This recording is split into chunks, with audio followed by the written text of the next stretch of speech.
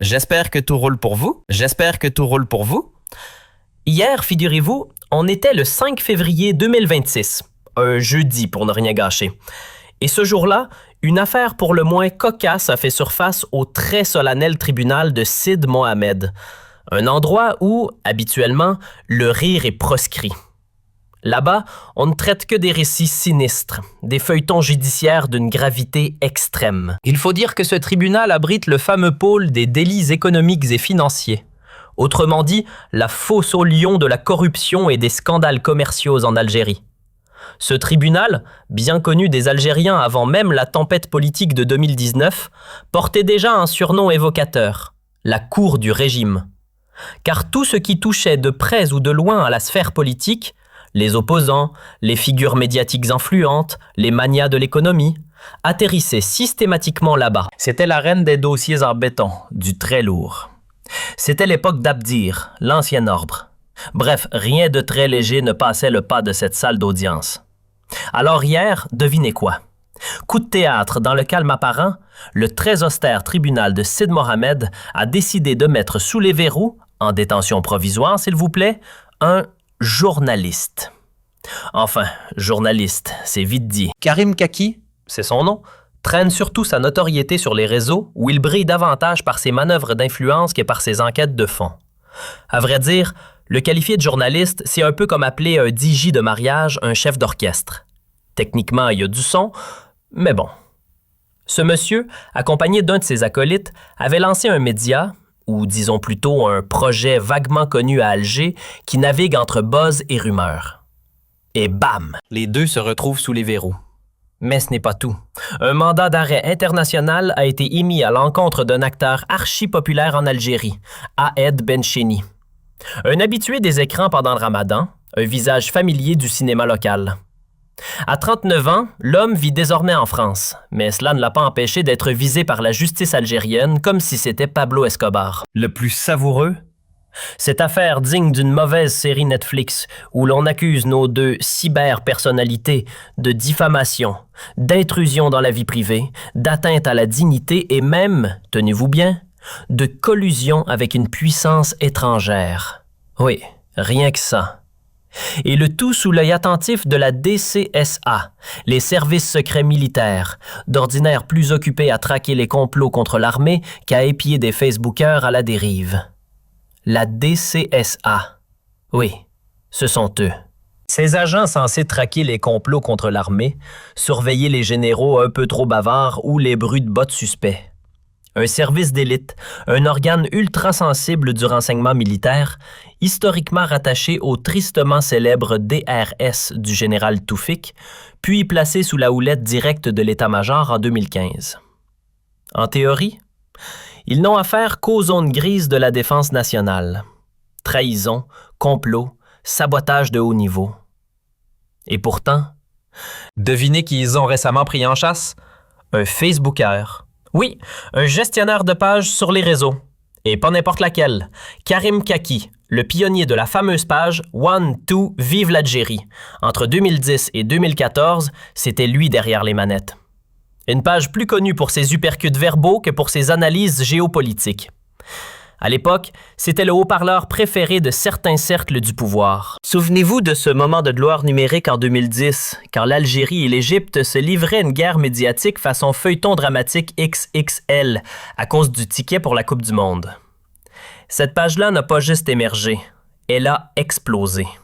Elle servait de caisse de résonance à la colère nationale, une plateforme taillée sur mesure pour insulter l'Égypte, ses stars, ses médias, ses feuilletons.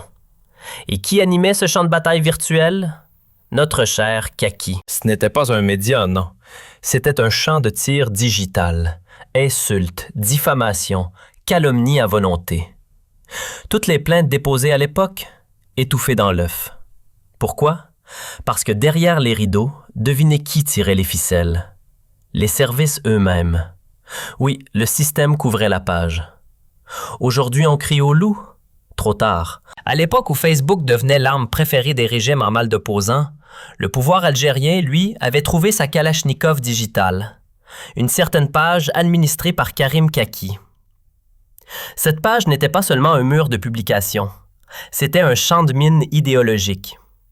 Chaque poste ciblait méthodiquement des figures du camp adverse. En 2014, on s'en est pris à Barakat, puis aux démocrates modernistes, ensuite aux laïcs. Tout y passait, sauf les islamistes, dont l'orientation était, disons, très tolérée par les admins. Karim Kaki, c'est ça, un artisan du chaos numérique, un fidèle exécutant des commandes du régime. Et quand le pays a plongé dans la tornade politique de 2019 avec le Irak, il n'a pas disparu. Il a juste changé de brief. Recyclé par les services secrets, notamment la DGSI de Wassine Bouaza, il s'est vu confier une nouvelle mission: démonter le Irak, salir ses visages, ternir son aura. Kaki, entouré d'une poignée d'influenceurs made in régime, est devenu une sorte de sniper de la rumeur, tirant à balles haineuses sur tout ce qui ressemblait de près ou de loin à un esprit contestataire. Il n'en était pas à son coup d'essai. Déjà en 2018, il avait été interpellé pour diffamation. À l'époque, toute une campagne avait été orchestrée pour le faire passer pour un simple blogueur victime d'acharnement. Omar Ferhat, alias Kaki, avait alors 24 ans. Aujourd'hui, le garçon a pris de la bouteille. 35 ou 36 ans au compteur, mais toujours la même vocation, celle de saboter les voix discordantes, version digitale. Karim Kaki, ce n'est pas qu'un faiseur de polémiques. C'est un personnage de série, un habitué des clashs. Même les années ne l'usent pas. Depuis 2018, son nom revient régulièrement dans les coulisses nauséabondes de l'info. En 2021, rebelote. En 2022, pareil. Il revient comme un refrain qu'on n'a pas demandé. Un troll professionnel? Un polémiste surentraîné en tout cas. À tel point qu'on le classe aujourd'hui, dans le meilleur des cas, au rayon blogueur sulfureux. Et à l'époque déjà, il s'était embrouillé avec un autre spécimen haut en couleur, Anis Rahmani, ancien boss de NAR TV, un ovni télévisuel que certains considèrent comme mentalement instable et dont le folklore manque presque à l'ambiance nationale. Il faut dire qu'à cette époque, l'Algérie regorgeait de personnages loufoques, caricaturaux, presque fictionnels. Le casting parfait pour un feuilleton Netflix bien perché. Mais revenons à Kaki. Ce dernier avait même lancé un site baptisé Algériou, nourri à l'argent public via l'ANEP, l'agence de com du régime. Un média à l'image de son fondateur, orienté, chargé et surtout soutenu par un lobby bien identifié comme pro-pouvoir.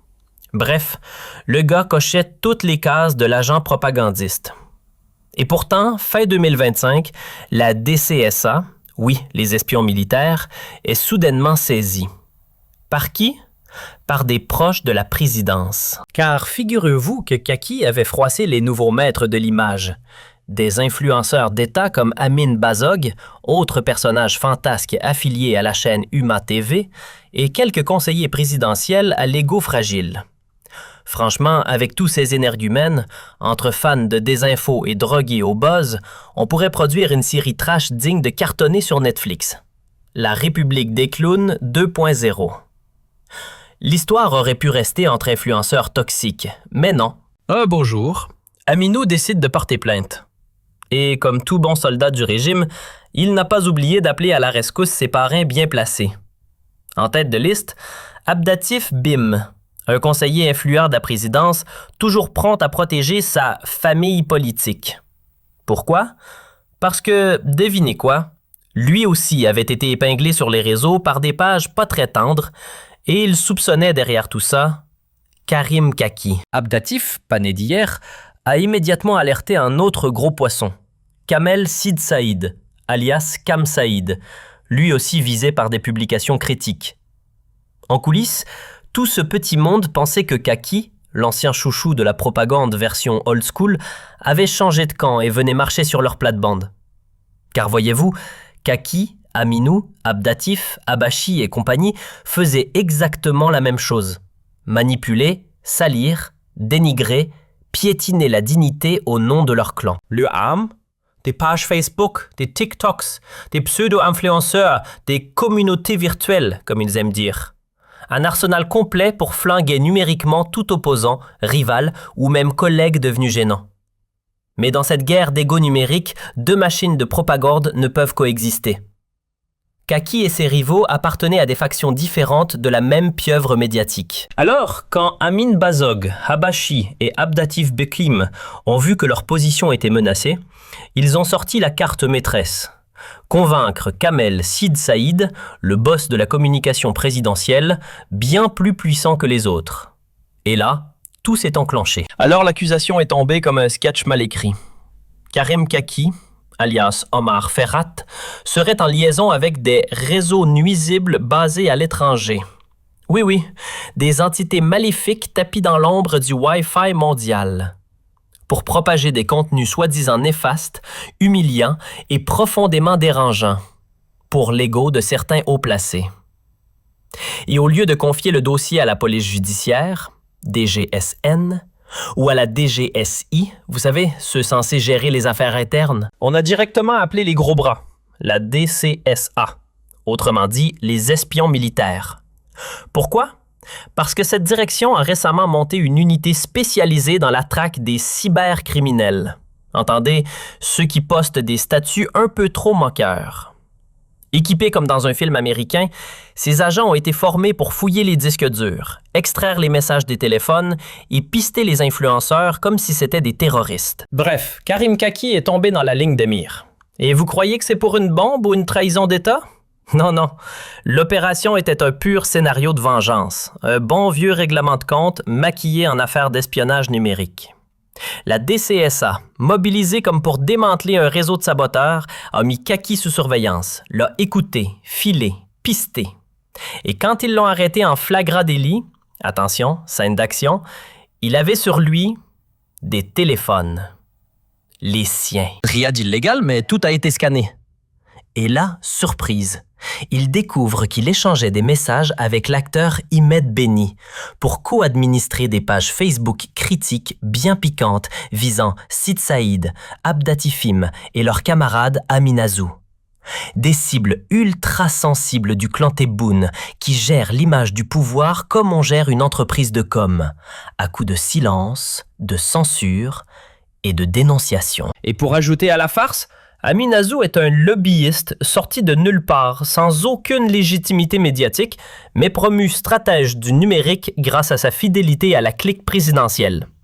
C'est donc ça, le crime de Kaki, s'être opposé à ceux qui monopolisent la parole. Et pour ça, il a eu droit au service secret. Et voilà, la machine judiciaire se met en marche. La plainte, déposée par ceux qu'on ne peut pas critiquer, est acceptée sans broncher par le tribunal de Sid Mohamed. Et qui tombe?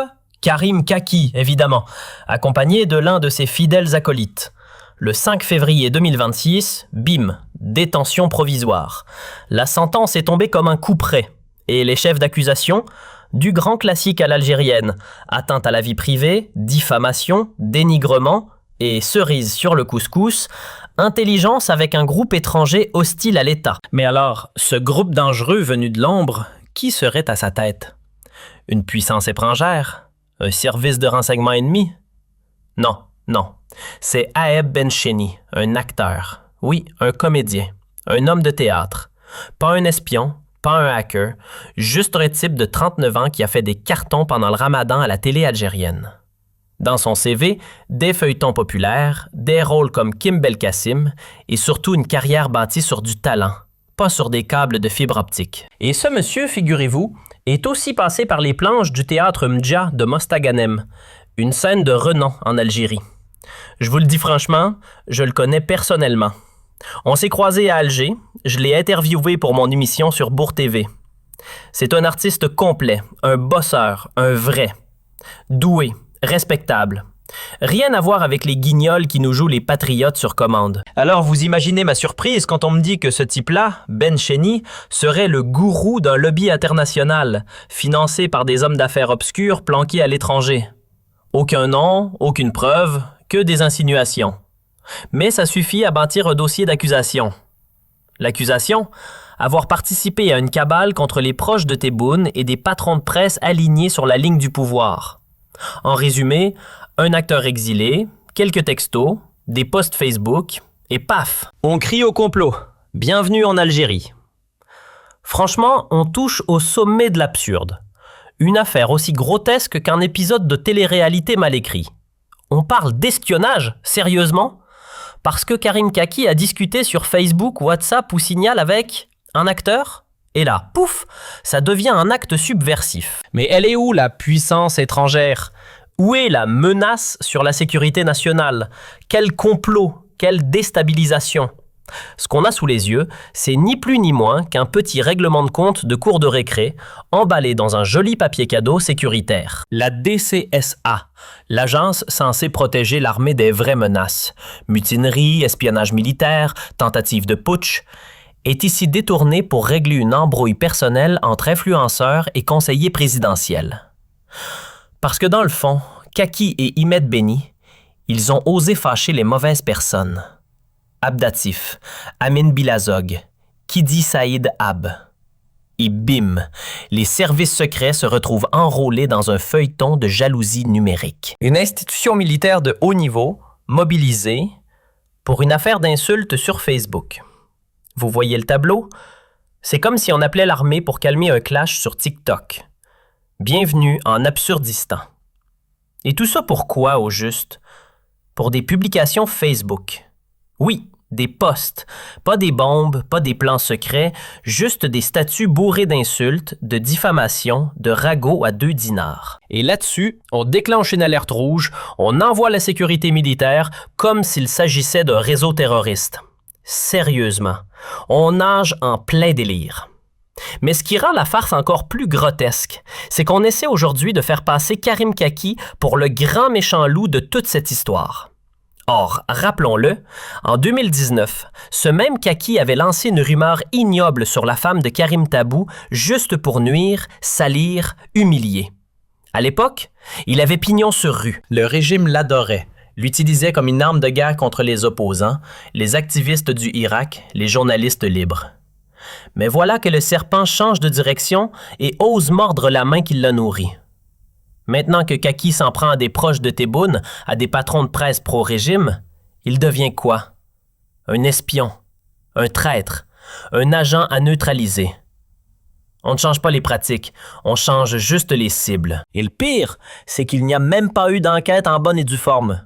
On a juste saisi Kaki, découvert qu'il échangeait quelques messages avec Aed Bencheni, un acteur vivant à l'étranger, et bim, case prison.